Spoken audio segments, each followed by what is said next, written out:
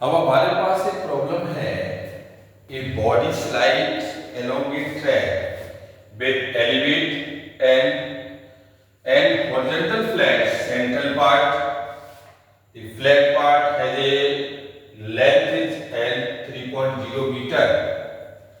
The curved portion of the track are frictionless. For the flat part, the coefficient of the friction is 0.20. The body is released at the point A, which is at the height A 1.5 meter of the flat part of the track. Where does the particle finally come to rest? अब ये कह रहा है कि particle हमारा किस point पर rest करेगा। तो ऐसे हम यहाँ पर पोटेंशियल एनर्जी की बात करेंगे, तो यहाँ पोटेंशियल आपका हो जाएगा mgh at a point A पर, और this energy consume in moving a body through a distance d on the horizontal part against the friction. तो W इक्वल टू कितना हो जाएगा F इंटू d। तो फ्रिक्शन वर्क कितना हो जाएगा, तो ये फ्रिक्शन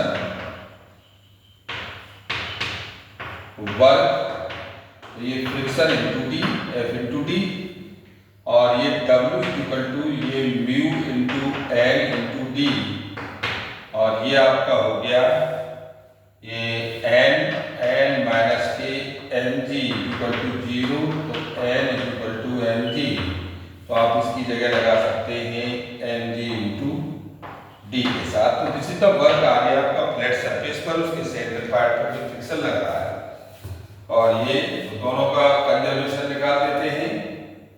तो कंजर्वेशन आपका हो जाएगा डॉट d2 पॉइंट A, और इसको हम P कर देते हैं ब्लैक सरफेस पर। तो कंजर्वेशन ऑफ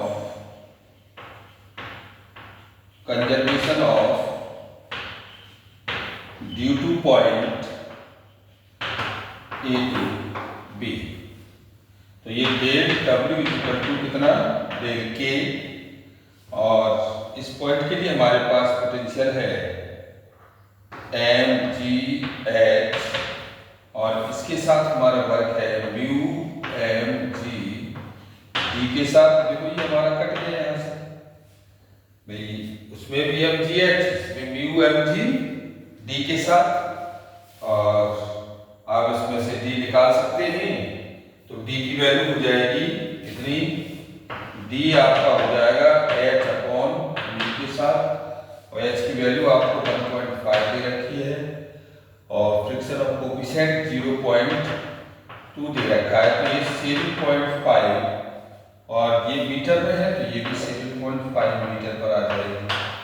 यानी कि जो सेपरेशन चला वो कितना चला, ये पॉइंट ये 7.5 मीटर। तो टोटल लेंथ आपकी कितनी हो जाएगी, BC प्लस CD, भाई BC plus CD plus CX, तो ये आपका हो गया BC इक्वल टू, आप कह सकते हैं कि net body come to rest गई और फिर लौटी, तो इसमें रेस्ट आने में आपकी हो गई BC गई और प्लस CB आ गई, BC प्लस CB और प्लस, और फिर आ गई आपकी ये फैक्टर वैल्यू CX, ये पॉइंट ये वाला प्लस CX इक्वल टू 7.5। तो BC हमारे पास कितना है, BC हमारे पास 3 प्लस 3 है, ये 3 plus 3 plus CX equal to 7.5, तो ये आ गया 7.5 माइनस 6 इक्वल टू 1.5 मीटर। तो ये बॉडी जो स्लाइड हुई वो 1.5 मीटर स्लाइड हो गई।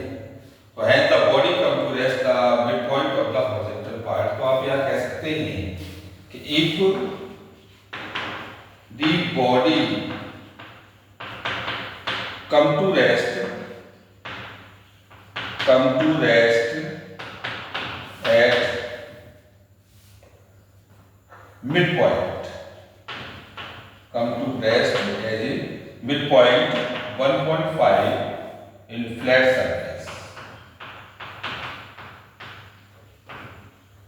फ्लैट सरफेस के साथ। Thank you very much.